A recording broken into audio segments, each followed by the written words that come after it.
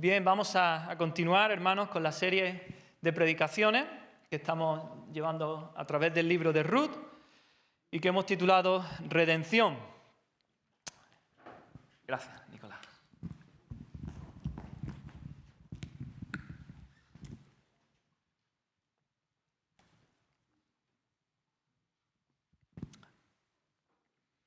Y este es ya el tercer mensaje y estaremos terminando ya el primer capítulo. La historia de este libro se desarrolla, como vimos, en el tiempo en que gobernaban los jueces, como dice el versículo 1. Y esta era una época de una profunda crisis espiritual, porque cada uno hacía lo que bien le parecía, lo que le daba gana, lo que le daba la gana. No había temor de Dios, no había obediencia a la ley del Señor, a la palabra del Señor. Y entonces vino la crisis material, como Dios lo había dicho en su palabra, como Dios lo había advertido. Así que hubo hambre en la tierra prometida, tierra en la que debía fluir leche y miel. Allí había hambre. En Belén, en la casa de pan, resulta que no hay pan. Entonces, Elimelech, que significa Dios es mi rey, esta es otra de las paradojas del libro, ¿verdad? Junto con su esposa Noemí y sus hijos Malón y Kelión se mudan a Moab. Moab, una nación enemiga del pueblo de Dios, una tierra donde Dios no es su rey, donde se adora a otros dioses. Pero ahí no termina la historia sigue cuesta abajo porque Elimelech muere, quedando Noemí viuda. Así que yendo a Moab a buscar la vida, encuentra la muerte. Pero la historia sigue de mal en peor, porque ahora sus hijos se casan con mujeres moabitas, se casan con Orfa y Ruth, cosa que estaba totalmente prohibida por el Señor en su ley. Porque dice la palabra del Señor que entonces desviarán sus corazones para adorar a otros dioses y no a Jehová, el Dios verdadero. Pero ahí no termina la cosa, porque después de 10 años, sus hijos Malón y Kelión también mueren, y sin tener hijos. Así que tenemos a 3 mujeres viudas, Noemí, Orfa y Ruth. Entonces Noemí pues decide regresar a Belén. ¿Por qué? Porque ha oído buenas noticias. Porque ella ha oído que Jehová ha visitado a su pueblo para darles pan. Así que Ruth y Orfa, vinculadas a Noemí por razón del matrimonio con sus hijos, con Malón y Kelión, deciden acompañarla. Pero ahí, durante el camino, se produce un primer forcejeo entre ellas. Esto lo vimos la semana pasada. Noemí trata de convencerlas para que vuelvan a Moab, a su tierra, a casa de sus madres, y que rehagan sus vidas hallando un esposo y formando una nueva familia. Veíamos que Noemí no es egoísta en absoluto. Ella no está mirando por ella. Ella no está buscando su propio bien. Además, Noemí no quiere que la acompañen sin considerar, sin sentarse y considerar el costo que implicaba seguirla hasta Belén. Noemí quería que si ellas la seguían fuera por propia convicción.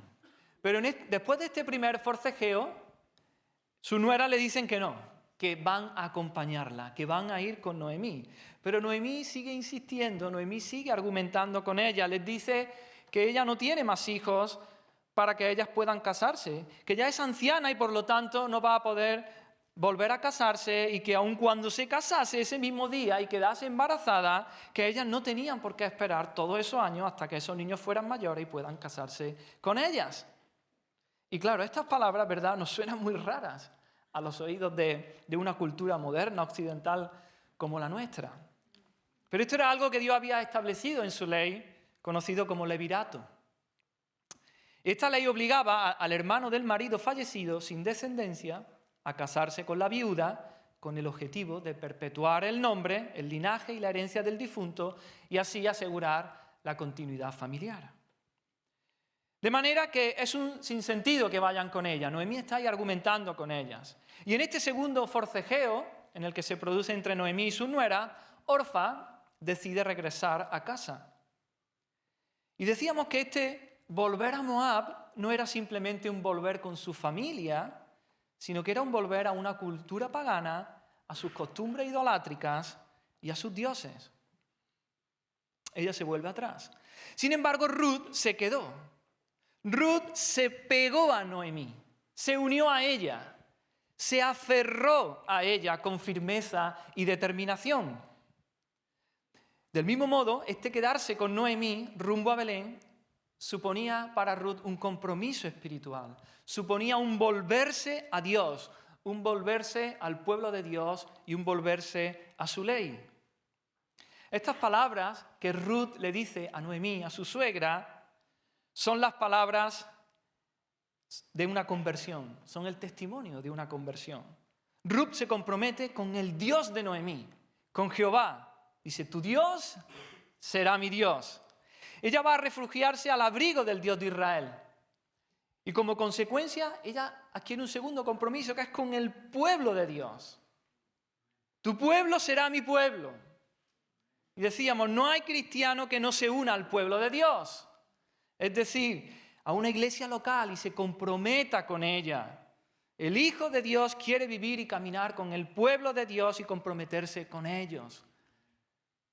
Tenemos que insistir en esto un montón. Hemos escuchado tantas veces, no, yo no necesito reunirme. Yo oro al Señor en mi casa, yo leo la Biblia y tengo comunión. No te engañes, no es así.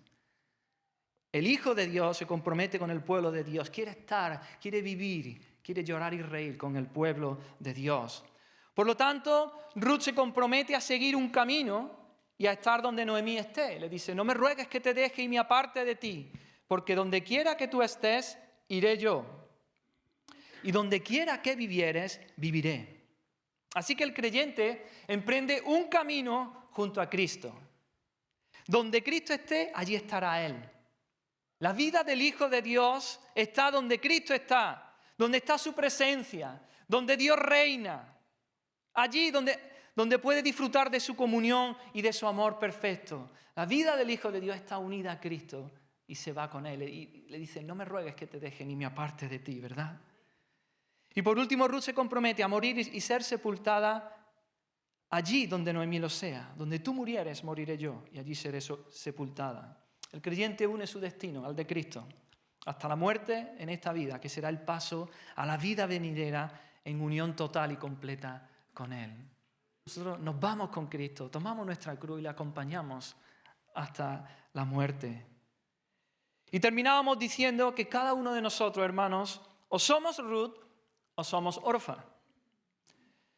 Y así como Orfa sentía cariño por Noemí, hay muchos que sienten estima y afecto por Cristo, pero sin embargo se vuelven a sus cosas, a sus dioses. No están dispuestos a abandonarlo todo por Él. Lo aman a Cristo, sin embargo no lo aman lo suficiente, sino que aman más otras cosas. Algunos se conmueven, se emocionan cuando escuchan el Evangelio, se les pone la piel de gallina, pero luego se olvidan de Dios. Su vida sigue igual. Se vuelven a sus cosas, a lo que verdaderamente aman. Sin embargo, Ruth se quedó con Noemí, se aferró a ella y eso fue su salvación, como veremos más adelante en el libro. Así muchos, hoy también, muchos que no ven nada atractivo en Cristo, como Ruth no podía ver nada atractivo en Noemí, creen en Él, se aferran por la fe a Él, a su cruz, se arrepienten de sus pecados y eso es su salvación. Hoy son muchos los que le dicen a Cristo, no me ruegues que te deje y me aparte de ti, porque donde quiera que tú fueres iré yo y donde quiera que vivieres, viviré. Y así llegamos a donde lo dejamos hace 2 semanas, versículo 19, y vamos a leer hasta el final del capítulo 1, hasta el versículo 22. Y dice así la palabra del Señor. Anduvieron pues ellas dos hasta que llegaron a Belén. Y aconteció que habiendo entrado en Belén, toda la ciudad se conmovió por causa de ellas. Y decían, ¿no es esta Noemí? Y ella les respondía, no me llaméis Noemí, sino llamadme Mara, porque en grande amargura me ha puesto el Todopoderoso. Yo me fui llena, pero Jehová me ha vuelto con las manos vacías. ¿Por qué me llamaréis Noemí, ya que Jehová ha dado testimonio contra mí y el Todopoderoso me ha afligido? Así volvió Noemí, y Ruth la moabita, su nuera, con ella. Volvió de los campos de Moab, y llegaron a Belén al comienzo de la siega de la cebada. Vamos a orar y a poner este tiempo en las manos del Señor. Señor, una vez más, venimos delante tuya, Señor. Venimos a pedir tu asistencia, Señor. Sin ti nada ocurre, nada sucede, Señor. Sin ti esto no es más que un discurso, Señor. Pero te pedimos que tú, Espíritu Santo, te muevas en esta mañana en medio nuestra. Que tú nos hables a través de tu palabra. Que tú apliques tu palabra a nuestros corazones, a nuestras vidas. Abre nuestros oídos, nuestros ojos, nuestra mente para entender tu palabra. Trae luz para entenderla, Señor, y para vivirla y obedecerla y aplicarla a nuestra vida, Señor. Te lo pedimos en el nombre de Jesús. Amén, Señor. Amén. Así que llegamos a ese momento donde Noemí, triste y abatida, llega de nuevo a su tierra, 10 años después, a Belén. Llega a su casa, pero la historia sin duda que ha cambiado mucho. Este pasaje nos está describiendo hasta qué punto llega la tristeza y el abatimiento de Noemí. Nos dice que Noemí y Ruth llegan a Belén y es una entrada triste, muy triste. Me las puedo imaginar cabizbajas, ¿no? La cabeza agachada, arrastrando los pies. No es la entrada de un rey que llega a la ciudad después de una victoria y todo el pueblo le aclama. No, es la entrada triste de una viuda con su nuera, viuda también y extranjera, llegando de nuevo a su tierra después de 10 años. Llega derrotada Noemí. Es una llegada en la que todos la están observando.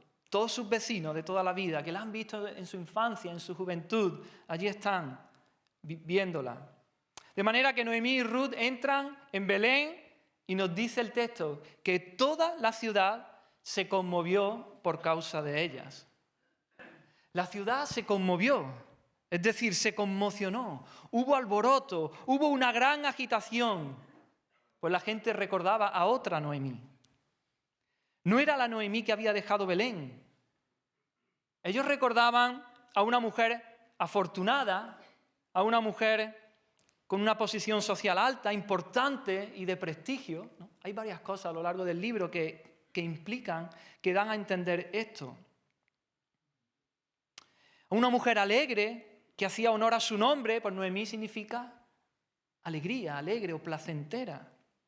Seguramente ellos recordaban la belleza de cuando ella se marchó de Belén hace unos años atrás y no podían creer ese estado tan demacrado en el que ahora se encontraba esa mujer. Una mujer que se fue con esposo y con 2 hijos y que ahora vuelve sola, viuda, avergonzada, con las manos vacías, sin nada, excepto una nuera extranjera a la que no conocen. Se fue una mujer alegre, llega una mujer triste, vistiendo luto, sin familia, sin dinero, sin posesiones. Si pudiéramos ver el rostro de Noemí, veríamos a una mujer mucho más envejecida. Pero no solo porque han pasado 10 años por ella, sino que han pasado muchas calamidades, muchos sufrimientos. Así que cuando estas 2 mujeres entraron por las calles de Belén, el rostro de Noemí reflejaba ese impacto de su aflicción, a tal punto que las mujeres comenzaron a murmurar, ¿no? En el original el verbo está en femenino, por eso se da a entender que eran las mujeres las que dicen estas palabras. Ellas se preguntaban, ¿pero es esta mujer Noemí? ¿De verdad que es Noemí esta? ¿Qué le ha pasado? Las mujeres se preguntaban unas a otras, ¿pero sí, esta es Noemí? Y la otra dice, a ver, yo creo que sí, parece que es ella. A ella se parece. ¿Tú qué crees? ¿Tú qué piensas? Y otra dice, pues yo creo que sí, que es Noemí, la esposa de Elimelech. Y otra dice, ¿de verdad? ¿De verdad que esta es Noemí? Pues no hay quien la reconozca. Parece otra, parece totalmente otra. Y en el versículo 20 y 21 dice, y ella, refiriéndose a Noemí, y ella le respondía, no me llaméis Noemí, sino llamadme Mara, porque en grande amargura me ha puesto el Todopoderoso. Yo me fui llena, pero Jehová me ha vuelto con las manos vacías. ¿Por qué me llamaréis Noemí? Ya que Jehová ha dado testimonio contra mí y el Todopoderoso me ha afligido. En estas palabras de Noemí, hermano, podemos ver cuál es su teología en medio de la profunda tristeza. ¿Cuál es su teología en medio del abatimiento? Es decir, en estas palabras podemos ver qué piensa Noemí de Dios. ¿Cómo ve ella a Dios en medio de toda su aflicción? Y podemos sentirnos muy identificados con ella y podemos hacernos nosotros la misma pregunta. ¿Qué pienso yo de Dios cuando estoy triste y abatido? Cuando las cosas no van bien, cuando no van como yo quiero que vayan. Pregúntate, ¿qué piensas de Dios en esos momentos? ¿Cuál es tu teología en esas circunstancias en medio del dolor? Y en la teología de Noemí vemos reflejada aspectos positivos. En su teología hay verdades poderosas, inmutables, que ella cree sobre Dios. Por ejemplo, lo primero que ella cree es que Dios es. Que Dios es. Que Dios existe. Por supuesto que Dios existe. Ella nunca cuestiona la existencia de Dios. A pesar de todas sus aflicciones, de todas sus circunstancias, Dios es real. En sus palabras, ella siempre tiene presente a Dios. En su boca siempre está Dios presente. Dios es real, Dios existe. Pero Noemí no solo cree que Dios existe. Noemí también cree que Él es soberano. Ella cree en la soberanía de Dios, es decir, que Dios gobierna todas las cosas. Cree que Dios gobierna de manera absoluta todo. No hay nada de lo que ocurre en todo el universo que se escape al control, al gobierno soberano de Dios. Ella cree eso. Si le suceden cosas malas, Noemí no piensa que Dios haya dejado de ser Dios. Ella cree que en última instancia todas las cosas provienen de la mano de Dios. Noemí cree en Dios y no tiene ninguna duda de que Él está presente en cada aspecto de su vida. Ella está segura de que Dios hace según su voluntad en el ejército del cielo y en los habitantes de la tierra, y no hay quien detenga su mano y le diga, ¿qué haces? Dios da la lluvia y Dios la quita. Dios da la vida y Dios la quita. En Él vivimos y nos movemos y existimos. Dios es la realidad omnipresente y abarcadora de todo. Y Noemí tiene razón. Y debemos unirnos a ella en esta convicción. El Dios Todopoderoso reina en todos los asuntos de los hombres. Por lo tanto, ¿no? Y en tercer lugar, ella cree también que Dios es quien la ha afligido. Noemí, en su desgracia, en su pobreza, ella no dice, ¡ay, qué mala suerte he tenido! Ella no dice, ¡ay, qué desgracia! Este es mi destino. No. ¿Qué dice Noemí? No lo hemos leído, pero lo hemos visto. En el versículo 13, los versículos anteriores, ella dice, la mano de Jehová ha salido contra mí. En el versículo 20, este sí lo hemos leído, dice, en grande amargura me ha puesto el Todopoderoso. Y el versículo 21 dice, el Todopoderoso me ha afligido. Hermano, estas son palabras de una creyente, de una mujer que cree en el Señor. Para Noemí su desgracia no es resultado del azar ni del destino, sino de la acción soberana de Dios. Jehová es Dios, el Dios reflejado en el nombre de su esposo, Elimelech. Dios es rey, Dios reina, Dios es soberano y controla todos los designios del mundo y de su pueblo también. Noemí enfrenta la vida viendo la mano de Dios el Creador detrás de todo lo que le pasa.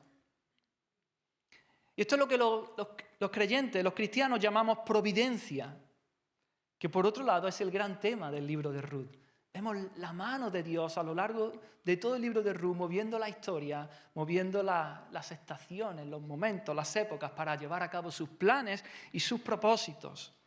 Dios tiene un plan, Dios tiene un propósito y gobierna de forma que todo, desde las cosas grandes de la historia hasta las cosas pequeñas de una familia, todo contribuye al logro de ese plan y de ese propósito que Él tiene. Creer en su providencia, creer en la providencia de Dios, hermano, es reconocer que no es que Dios haya puesto en marcha este mundo como un reloj al que se le da cuerda y luego Él se ha ido y lo ha dejado ahí.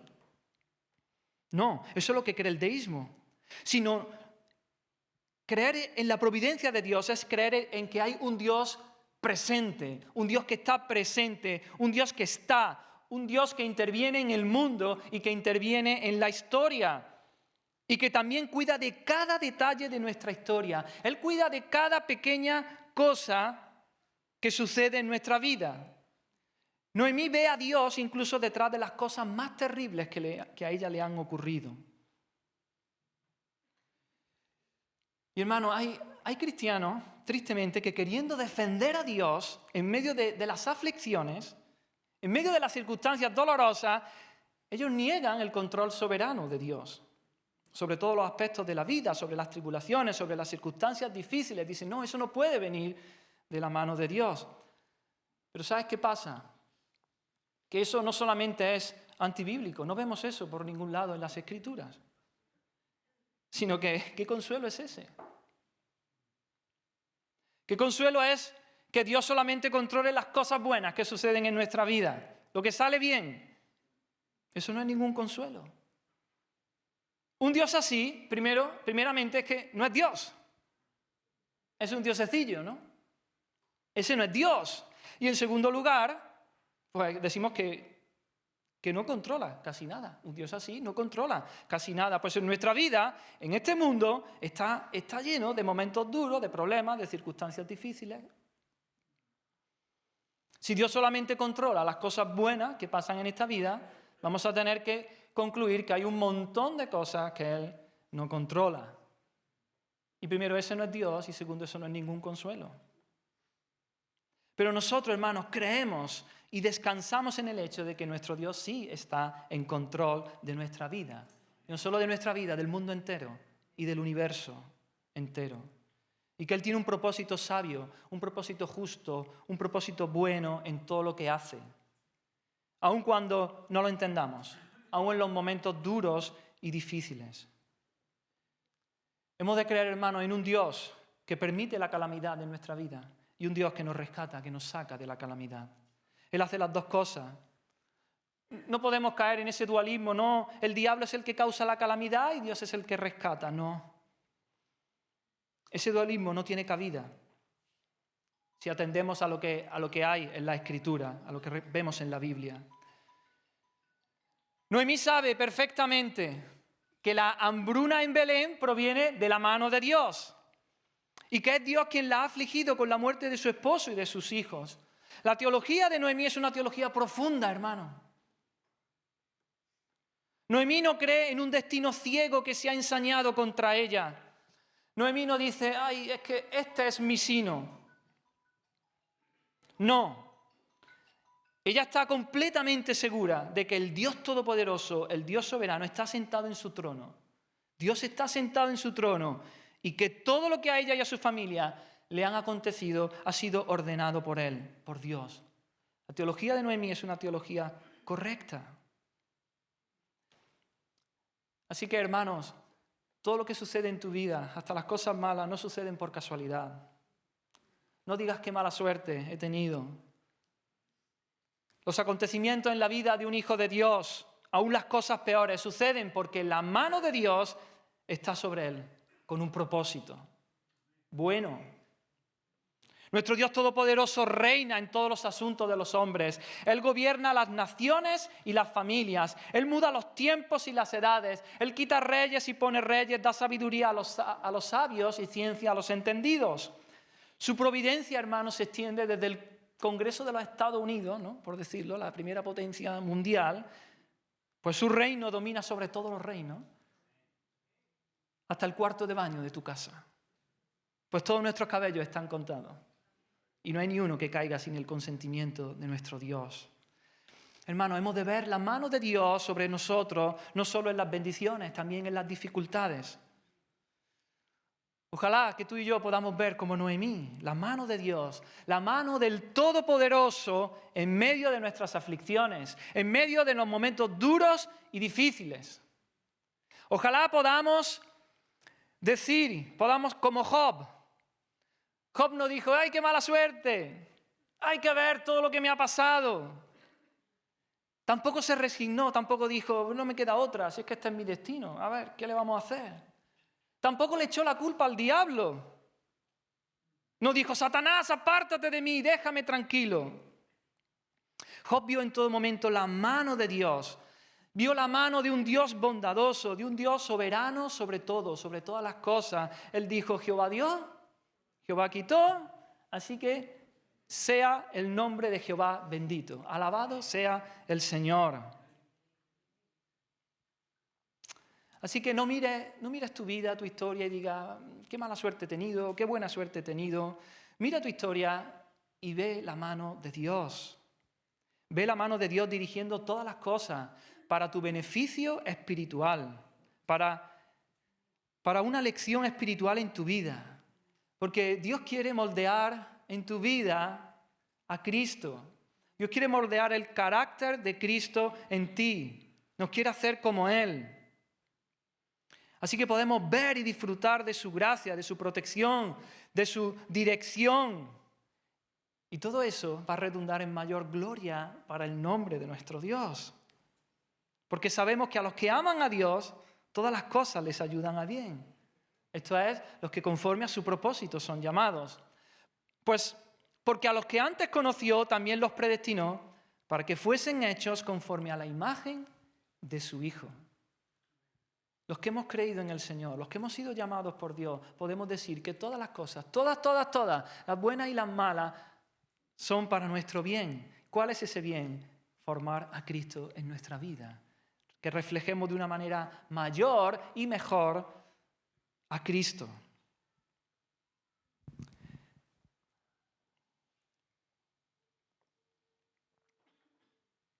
Pero así como vemos aspectos positivos en la teología de Noemí, también vemos algunos aspectos negativos. Su teología, es decir, su visión de Dios, el concepto que ella tiene de Dios, estaba incompleta. Todas sus aflicciones, su tribulación, todo su dolor, le hacía tener también una visión distorsionada de Dios. El problema de Noemí es que ella estaba analizándolo todo a la luz, estaba analizando a Dios a la luz de su experiencia, en lugar de mirar a Dios y analizarlo todo a la luz de su palabra, a la luz del carácter de Dios, a la luz de las promesas de Dios. Era una teología basada en la desesperación. Y vemos ahí en el versículo 20 que ella dice, ¡ay, no me llaméis Noemí! Como hemos dicho, significa alegría o placentera, sino llamadme Mara. Y Mara significa amargura, ¿no? Esto nos retrotrae a aquel episodio en el desierto cuando el pueblo de Israel estaba camino a la tierra prometida, ¿no? Había agua amarga y allí Dios la convirtió. Y entonces llamaron a aquel lugar Mara y la convirtió en agua dulce. Así que dice, llamadme Mara, llamadme amargura, porque en grande amargura me ha puesto el Todopoderoso. Y aquí vemos que Noemí se cambia el nombre. En un primer momento esto no debería extrañarnos, porque hay muchos personajes bíblicos, ¿verdad? En la Biblia leemos a muchos personajes que cambian su nombre. Por ejemplo, Jacob, que significa el que suplanta, el usurpador, se le cambia por Israel, el que lucha con Dios. O Abraham, que significa padre, Abraham, ¿no? Sin la H intercalada. Abraham significa padre excelso o padre enaltecido, y se le cambia el nombre por Abraham, con la H, que significa padre de multitudes. Y en el Nuevo Testamento incluso tenemos a Simón, que recibe el nombre de Pedro, ¿no? Significa piedra o roca. De manera que no es extraño que un personaje bíblico se cambie el nombre. Pero lo curioso es que en todos estos casos no son ellos los que se cambian el nombre, ¿verdad? Es Dios el que le cambia el nombre. Dios le cambia el nombre a esa persona porque ese nuevo nombre expresa su nueva identidad en Dios. Expresa los buenos deseos que Dios tiene para él, su buen propósito, el plan que Dios tiene con su vida. Es Dios quien cambia el nombre de sus hijos para expresar esa nueva identidad y las buenas intenciones que Dios tiene para con ellos. Pero es que además, cuando Dios cambia el nombre, siempre se lo cambia de algo negativo a algo positivo. De padre enaltecido a padre de multitudes. Del usurpador al que lucha con Dios. No contra Dios, sino lucha con Dios porque Dios lo bendijera, ¿verdad? Pero en estas palabras de Noemí vemos que es tal la amargura que tiene que es ella la que se cambia el nombre. Y además se lo cambia de algo positivo a algo negativo, ¿no? De la alegre, de alegría y placentera, se lo cambia a amarga, a amargura. Y con esta acción de cambiarse el nombre, ella está diciendo, ay, ahora entiendo lo que Dios quiere hacer conmigo. Ya sé cuál es la voluntad de Dios para conmigo. Ahora entiendo mi propósito en la vida. Ahora entiendo por qué Dios me ha creado. Para ser objeto de su ira. Para vivir toda la vida amargada. Por eso no me llaméis más alegre o placentera. Hace tiempo que mi vida ya dejó de ser dulce. Hace tiempo que mi vida dejó de ser agradable. Llamadme amargura. ¿Acaso no es esto lo que Dios quiere conmigo? ¿No resulta ridículo que me llaméis alegría después de todo lo que estoy viviendo? ¿No ha levantado Dios su mano contra mí para abatirme? ¿Hay algún propósito en mi existencia sino vivir en esta profunda tristeza? Llamadme Mara, llamadme amargura. Y en esta visión distorsionada que ella tiene, nublada por el dolor, nublada por las tragedias, ella se ve, fijaros, como alguien que se fue llena, que hace 10 años de Belén ella se fue llena, versículo 21, pero que ha vuelto con las manos vacías. En un sentido podemos decir que es verdad, seguramente era lo que ella estaba pensando, se fue con esposo e hijos, se fue llena, pero había regresado viuda y sin hijos, esto es, con las manos vacías. Pero en otro sentido no es verdad, porque ¿por qué tuvo que salir de Belén hacia Moab? Pues por el hambre, porque no había alimento. Porque no había ni para comer. Entonces se fue con las manos vacías, en un sentido. Pero ahora regresa con Ruth, que ella no la estima de gran valor. Ruth es como una hija para ella. Ruth es una hermana en la fe, ya. Porque ella ha dejado su tierra y su parentela y ha venido a refugiarse bajo las alas del Señor, bajo las alas de Jehová. Ella ha venido a identificarse con el pueblo de Dios. Es decir, Noemí regresa a Belén trayendo su gavilla. Regresa llena en un sentido, pero ella no lo puede ver. Ella está ofuscada por todas las circunstancias que está viviendo. También es curioso, hermanos, ver el nombre que Noemí usa aquí para referirse a Dios. Por 2 veces ella lo llama el Shaddai, es decir, Dios Todopoderoso, ¿no? Dice, el Todopoderoso, lo dice 2 veces. Este nombre de Dios, el Shaddai, es el nombre con el que Dios se reveló a los patriarcas. Es decir, Él es el Dios de Abraham, el Dios de Isaac y el Dios de Jacob. Es el Dios que funda su pueblo, que lo protege y que lo lleva a la tierra prometida. Así que Noemí está diciendo que el Shaddai, el Todopoderoso, se ha olvidado de su pueblo, o al menos se ha olvidado de ella. Ella está reconociendo que Él es todopoderoso, pero que está usando todo ese poder contra ella, no a su favor. Ella está diciendo, el Shaddai bendijo a Abraham, sí, y prosperó a Isaac y a Jacob, pero ahora el Todopoderoso me ha puesto en amargura. Está contra mí. El Todopoderoso me ha afligido. Por eso no me llamáis alegría, llamarme amargura. Hermano, Noemí necesita ver la grandeza de Dios. Noemí necesita confiar en Dios. Necesita ver su bondad, porque no la está viendo por ninguna parte. Si tú le preguntas a Noemí, mira Noemí, ¿tú crees que Dios existe? Ella te dirá, sí, claro que sí, sin duda alguna. Si le pregunta, Noemí, ¿tú crees que Dios es poderoso? Él es todopoderoso. Ella te dirá, sí, claro. Él es el todopoderoso. Pero ¿qué pasa? Que tiene su vista nublada. No ve la bondad de Dios. No ve los buenos propósitos de Dios para con ella. Si Noemí pudiera ver el cuadro completo, ¿verdad, hermanos? Si ella tuviera un vislumbre de lo que hay al final, de lo que hay en la meta, diría, ay Señor, tienes razón. Señor, perdóname, yo hubiera escogido lo mismo, pasar por lo mismo. Esto es realmente lo mejor para mi alma, para mi bien. Pero ella tiene la visión distorsionada, tiene la vista nublada, como digo. Y hay momentos, hermanos, en los que podemos sentirnos así como Noemí, ¿verdad? ¿Cuántos se pueden sentir identificados en algún momento con Noemí? No es que creamos que Dios no existe, no es que creamos que Él es todopoderoso, pero sí dejamos de ver la bondad de Dios. Dejamos de ver que Él es bueno con sus hijos, Él es bueno con nosotros. ¿Por qué? Porque las cosas no nos van bien, porque no tengo salud, porque no me va bien económicamente, porque tengo problemas familiares, porque tengo problemas laborales, etcétera, etcétera, etcétera. Y entonces me pregunto, ¿será que Dios ha dejado de ser bueno? Sí, lo fue en otra época conmigo, pero ahora no. ¿Será Dios que me ha soltado de su mano? ¿Se habrá enfadado Dios conmigo? Ay, hermano, Dios no es un Dios caprichoso que utiliza su poder de forma arbitraria en nuestra vida. Dios no juega con nosotros, como los dioses griegos sí hacían, ¿verdad?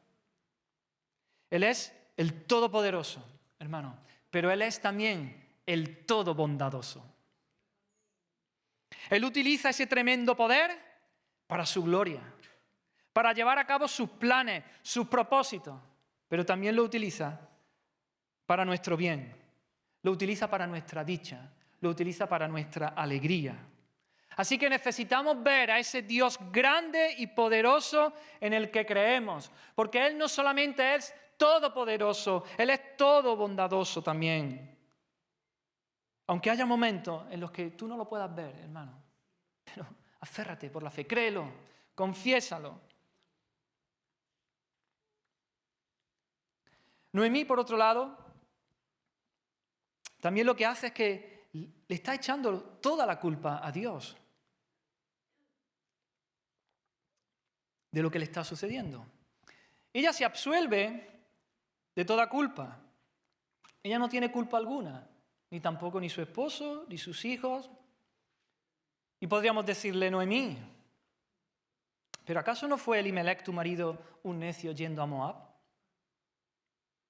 ¿No fue una decisión equivocada mudaros como familia a Moab y saliros del paraguas de bendición que suponía la tierra prometida, la tierra de Israel? Noemí, ¿no fueron tus hijos unos necios también casándose con mujeres moabitas? En lugar, por ejemplo, de ir a la tierra de Israel en busca de esposa, para hallar una esposa del pueblo de Dios. ¿Hicisteis tú y tu esposo Elimelech todo lo posible por estorbar a vuestros hijos para que no se casasen con mujeres moabitas? Noemí, ¿es que no hay responsabilidad alguna ni en ti ni en los difuntos? Noemí necesita recordar la bondad de Dios y la maldad humana. Es decir, que Dios es bueno y nosotros no. Hermanos, nuestro mundo se distorsiona cuando lo vemos todo al revés. Cuando yo me veo como bueno y a Dios como malo. Cuando yo me veo como la víctima, ¿no? Yo no he hecho nada para merecer esto. Y Dios es el culpable. Eso nunca es así. Necesitamos darle la vuelta a nuestra teología. Nosotros somos los malos. No merecemos el favor de Dios, de su gracia, de su misericordia. Y Él es el bueno. Dios es siempre bueno, también cuando las cosas no van como nosotros queremos. Dios es bueno. Si no hacemos esto, hermanos, perdemos la perspectiva por completo y nuestro corazón comienza a verse afectado. Cuando vienen las pruebas, cuando vienen los problemas, las dificultades, podemos caer en esta trampa en la que estaba cayendo Noemí y echarle toda la culpa a Dios. Y comenzar a decir, como ella decía, no, el Todopoderoso está contra mí. Hermanos, cuando vienen las dificultades, los momentos duros, las presiones, nuestro corazón puede reaccionar de dos formas, de dos maneras. O crece en fe o crece en amargura. Una de dos. O creces en fe, en confianza en Dios, en aferrarte a Dios, venga lo que venga, pase lo que pase, suceda lo que suceda, o te amargas. O comienzas a crecer en amargura. Y tenemos ejemplos en la palabra de Dios. Miremos la vida de Job por un momento. Le fueron mal las cosas. De hecho, le fueron muy mal. Dios en su providencia permitió pruebas muy fuertes en la vida de Job. Perdió sus hijos, todos sus hijos. Perdió sus siervos, perdió sus posesiones, perdió su ganado, perdió su salud también. Lo perdió todo. Pero claro, no solo lo perdió él estaba casado. Él tenía esposa. Su esposa lo perdió todo, perdió sus hijos, perdió sus posesiones, perdió sus siervos, perdió su ganado. Ella no perdió la salud, ella estaba un poquito mejor que él. Job tenía, ¿no?, como una especie de sarna, ¿no?, en su piel, se rascaba ahí con piedras, con cantos. Así que ella está en la misma situación o un poquito mejor. Pero qué distinta la reacción de uno y de otro, ¿verdad, hermano? Job exclama, desnudo salí del vientre de mi madre y desnudo volveré allá. Jehová dio, Jehová quitó, sea el nombre de Jehová bendito. Alaba al Señor. Dice, el Señor me lo dio, el Señor me lo ha quitado. No el Señor me lo dio y el diablo me lo quitó, no. El Señor me lo dio, el Señor me lo quitó. Alabado sea el Señor, bendito sea su nombre. Pero ¿qué dijo su esposa? Le dice, ¿aún retienes tu integridad? Maldice a Dios y muérete. Está llena de amargura. Maldice a Dios y muérete. Job crece en fe, Job crece en confianza en Dios, sin embargo su esposa crece en amargura. Si pudiéramos le diríamos a Noemí que levante su mirada, ¿verdad? Que mire más allá, que mire al fin, que mire a la meta, que mire a Dios. Le diríamos que luche contra la amargura, que luche contra la desesperanza, que luche contra esa falta de fe. Que ese Dios en el que ella cree y sabe que es todopoderoso, que ese Dios es también bueno, aunque ella ahora no lo pueda ver. Dios sigue siendo bueno en los peores momentos. Él es eternamente bueno. Pero ella está ahora abatida. No puede ver ningún bien por ningún lado. No cree que Dios esté obrando todas las cosas para su bien. Está desesperanzada. Ha perdido la fe en la bondad de Dios. Así que cuidado, hermanos. Cuidado. No caigamos en el mismo error de Noemí. No caigamos en el error de que nuestras circunstancias afecten a nuestra teología. Nuestras circunstancias no pueden determinar el concepto de quién es Dios, de su carácter. No pueden determinar la forma de entender su gracia y su bondad. Nuestra teología, nuestro concepto de Dios debe surgir de la palabra de Dios. De aquí, de la palabra de Dios. ¿Qué dice la palabra de Dios? No de nuestras circunstancias ni de nuestros sentimientos. Porque hay momentos en los que el dolor es muy grande, el dolor es profundo y podemos perder el foco, podemos perder la perspectiva. Y hermanos, claro, no quiero ser insensible. Hay aquí entre nosotros gente sufriendo mucho, pasando por situaciones muy difíciles y muy dolorosas, pero aquí como predicador de la palabra de Dios no puedo decir otra cosa que lo que la palabra de Dios dice. Debemos enfocar nuestra mente en la palabra de Dios, en las promesas de Dios, en las verdades que nos han sido reveladas aquí en las Escrituras. en las Escrituras. Hemos de enfocarnos en la realidad de que nuestro Dios es bueno, nuestro Dios es fiel, aun cuando no tenemos la menor idea de lo que está haciendo ahora mismo en nuestra vida. Pero nuestro Dios siempre es bueno y es fiel. No permitamos que nuestro dolor determine nuestra teología. Elevemos nuestra mirada por encima de esas circunstancias difíciles. Levantemos nuestra mirada por encima de las aflicciones y miremos a Dios sentado en su trono, llevando a cabo todos sus planes, todos sus propósitos, para la gloria de su nombre, pero también para la bendición de su pueblo. A veces tenemos también un concepto distorsionado de lo que es la gracia de Dios.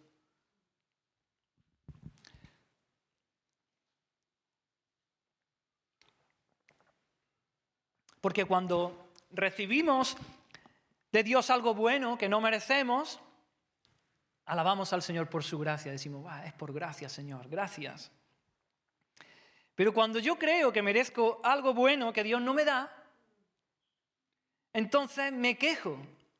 Entonces le reprocho a Dios y digo, Señor, ¿y tu gracia?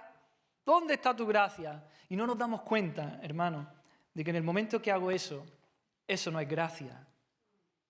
Estoy haciendo negocio con Dios. Creo que merezco algo bueno. Y entonces estoy negociando con Dios. Me creo que merezco el favor de Dios, su bendición, su bondad. Y entonces pienso, Señor, si estoy siendo bueno, Señor, si estoy haciendo el bien, estoy cumpliendo tus mandamientos, voy a la iglesia, leo tu palabra, oro cada día, no he cometido ningún pecado así escandaloso. Señor, ¿por qué no me das esto que yo quiero? ¿Qué pasa, Señor? En ese momento se nos olvida que todo es por gracia, que no merecemos nada. Hermanos, no merecemos nada de lo que recibimos. Y si no lo recibimos, tampoco podemos reclamarlo. No podemos estar haciendo negocios con Dios. Sí, hermano, a veces tenemos un concepto extraño de la gracia. Nos olvidamos de que todo es por gracia, de que no estamos en posición ni en el derecho de reclamarle nada a Dios. Nada. Digamos como Job que recibiremos de Dios el bien y el mal no lo recibiremos.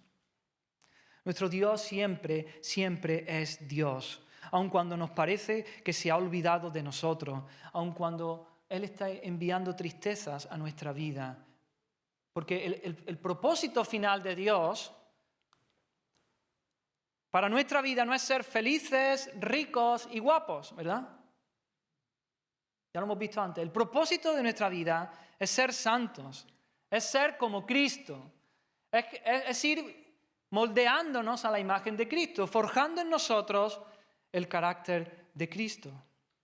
Y si para eso el Señor tiene que permitir pruebas y dificultades en nuestra vida, pues lo va a hacer. Pero es para nuestro bien, hermano, es para nuestro bien. Está santificándonos, está purificándonos. Los que hemos tenido niños pequeños, a veces hemos tenido esta experiencia, ¿verdad? Cuando los llevamos al médico para que los vacunen.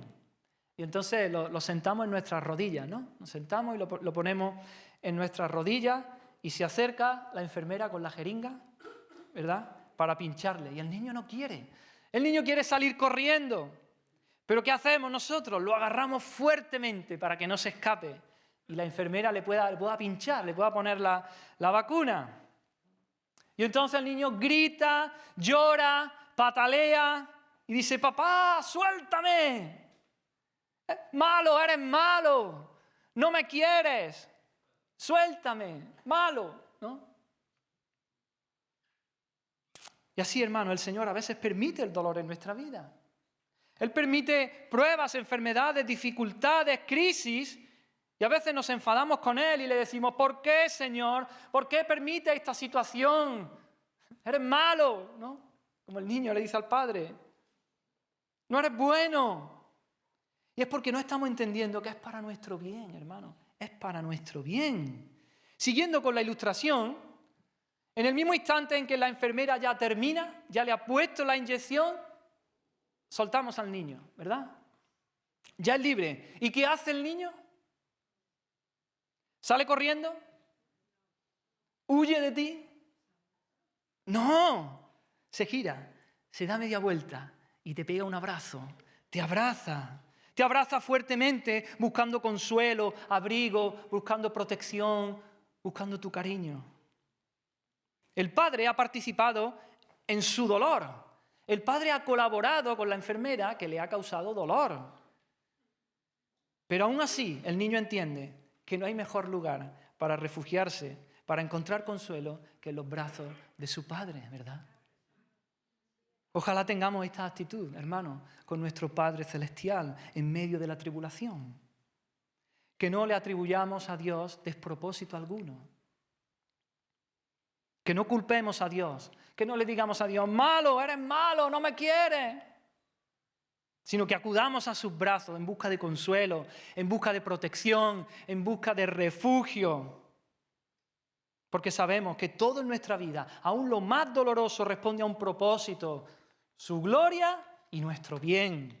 Nuestro bien y su gloria. Porque el Señor ha unido las dos cosas. Cuando Él es exaltado y glorificado, nosotros somos bendecidos. Y en la medida en que nosotros somos bendecidos, Él es visto glorioso. Fácilmente podemos caer en esta actitud de Noemí, de llenarnos de amargura, de desesperanza. Otro ejemplo que vemos es el de Jonás. ¿Recordáis? Jonás huye de Dios primero, luego es salvado por un gran pez que se lo tragó. Después va a predicar a Nínive un mensaje de juicio, pero los ninivitas se arrepienten. Después él se va al desierto y allí le pide a Dios que le quite la vida. Señor, quítame la vida. Porque estaba enfadado porque Dios había tenido misericordia de los ninivitas. Y ahí, a pesar de todo, Dios bendice a Jonás con una calabacera. ¿Recordáis? Porque estaba en medio del desierto dándole el sol y entonces Dios lo bendice con una calabacera que en un día nació, creció y le daba sombra. Y entonces Jonás hace un culto por la calabacera. Aleluya, gloria a Dios, se goza y alaba al Señor por la calabacera. Pero Dios en su providencia, dice ahí la Escritura, que preparó un gusano. Dios preparó un gusano que hirió la calabacera y ésta se secó. Porque Dios quería tratar con él, quería tratar con su vida. Dios quería el mal de Jonás o Dios quería el bien de Jonás. Dios quería el bien de Jonás. Entonces rápidamente Jonás pasó de la alegría y la alabanza, pasó a la queja y a la amargura. Otra vez quería morirse. Jonás está totalmente desenfocado. Jonás ha perdido la perspectiva, se le ha nublado la mente. Él ve la calabacera y la calabacera y la calabacera. Solo ve la calabacera, no ve nada más. No ve que Dios lo ha elegido desde antes de la fundación del mundo. No ve que Dios lo ha llamado a ser profeta a las naciones. No ve que Dios lo ha salvado. Que Dios le ha dado vida al mandar a aquel gran pez para que se lo tragase. Porque aquello fue su salvación, aquello no fue el juicio de Dios. Y el gran pez lo llevó a tierra, lo vomitó en la playa.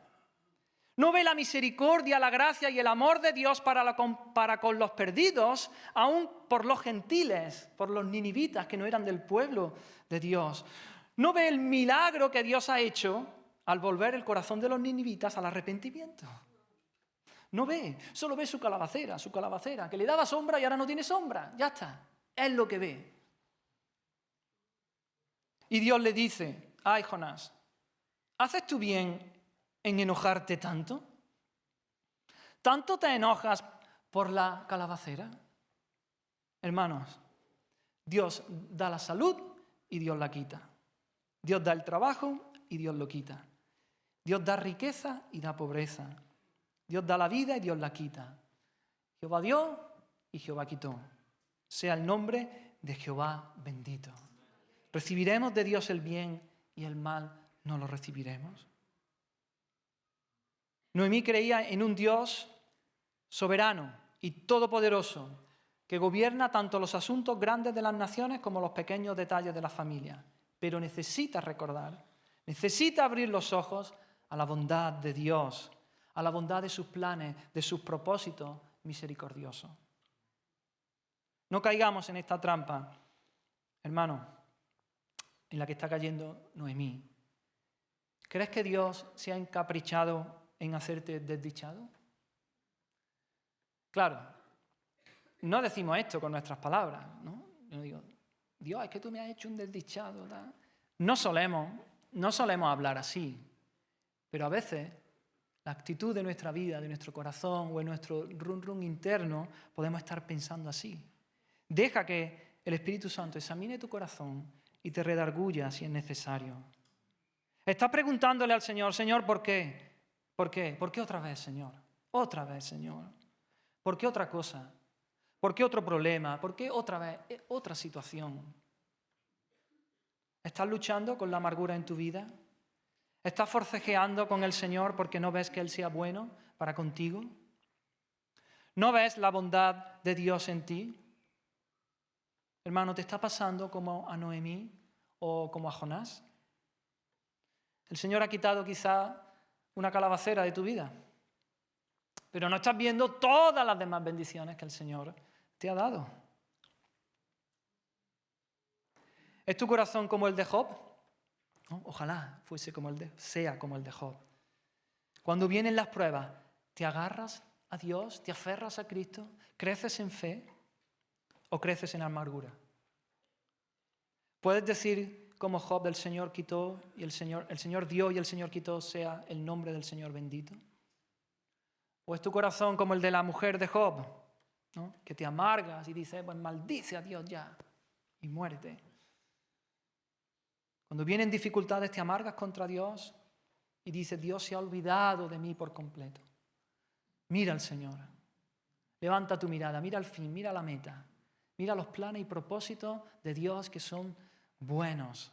Dios es bueno, Dios es bondadoso. Amén.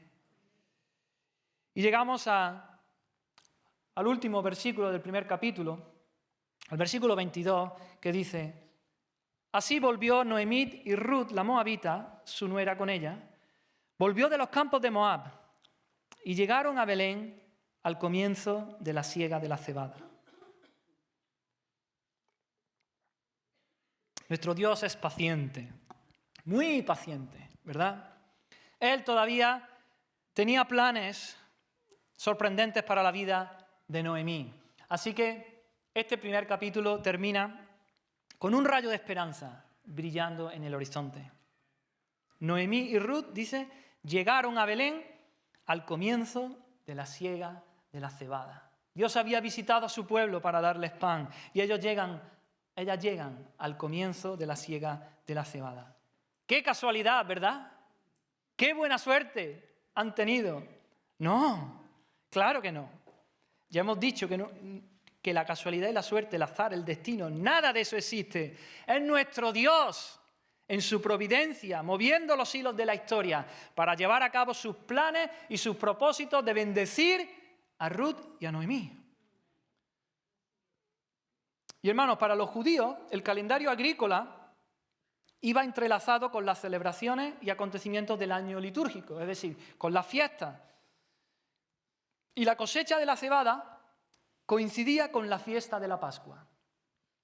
En la Pascua, recordáis, los judíos sacrificaban un cordero, recordando la sangre puesta en los dinteles de las puertas de las casas de los hebreos allí en Egipto, que los libró de la muerte.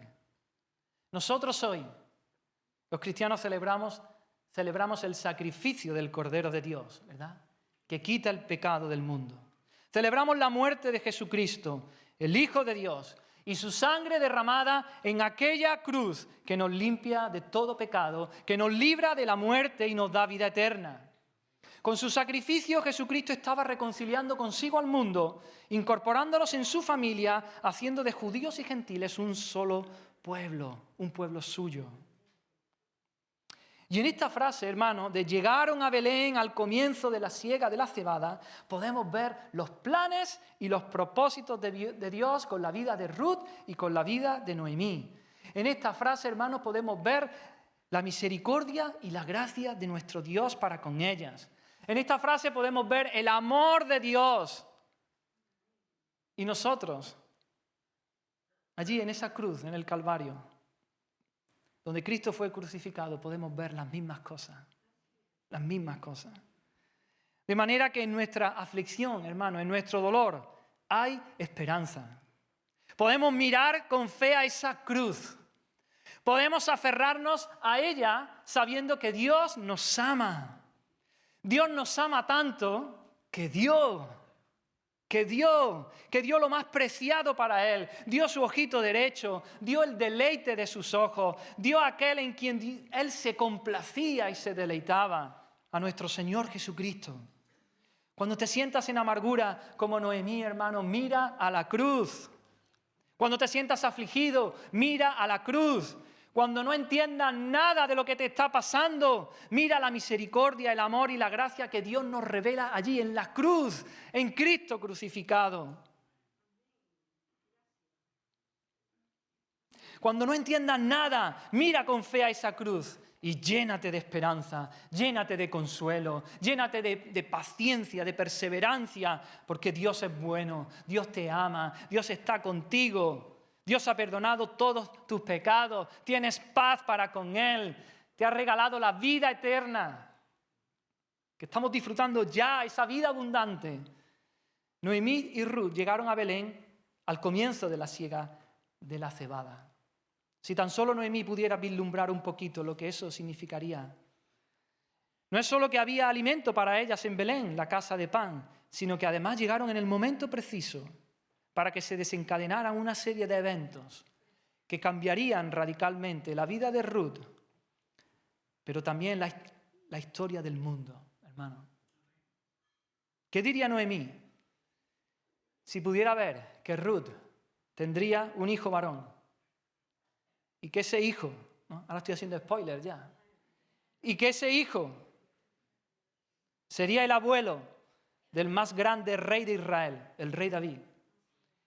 Y que este rey de Israel prefiguraría al Rey de Reyes, a Jesucristo, el Señor del universo. ¿Qué diría Noemí? ¿No está viendo los planes y propósitos de Dios?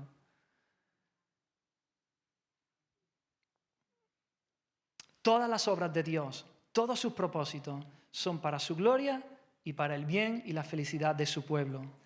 En nuestra vida podemos conocer situaciones de amargura y de gran aflicción. Podemos no entender el porqué de las cosas, sentirnos incluso resentidos contra Dios por la forma como Dios nos ha tratado, pero sin embargo podemos seguir confiando en Él. Podemos seguir confiando en fe en nuestro Dios. Porque Dios está haciendo todas las cosas para su gloria y para nuestro bien. Si algo te ha hecho sentir que tu futuro es desesperanzador, aprendamos de este libro de Ruth, que Dios está obrando ahora mismo para darte un futuro y una esperanza. Confía en Dios, ten paciencia. Esas nubes amenazantes que tú ves en el horizonte están cargadas de misericordia, de gracia y de amor, de bendiciones para ti. Amén. Vamos a orar. Y vamos luego a cantar una alabanza al Señor y meditar en todo lo que hemos escuchado. Deja que el Espíritu Santo te hable, te redarguya, no hagas ruido. Deja, si el Señor te está señalando algo en tu vida, cree en Él, ríndete a Él. Señor, te damos gracias por tu palabra, Señor. Te damos gracias, Señor, por tus bendiciones, pero te damos gracias también por los momentos duros y difíciles, Señor. Pedimos tu asistencia, pedimos que nos ayudes en esos momentos de profundo dolor, de profunda tristeza, que tú nos des la fe para creer en ti. Nos des, Señor, la fuerza, el valor de aferrarnos a ti por la fe, de mirar más allá, Señor. Líbranos de caer en la amargura, en la desesperanza, Señor. Que podamos mirarte a ti clavado en la cruz, y el regalo que tú nos has dado en Cristo, la salvación que tú nos has dado, Señor. Oh, Señor, bendice a mis hermanos, edifica tu iglesia, Señor. Queremos seguirte, amarte, Señor. Nos rendimos a ti, Señor. Que tu nombre sea santificado. Amén.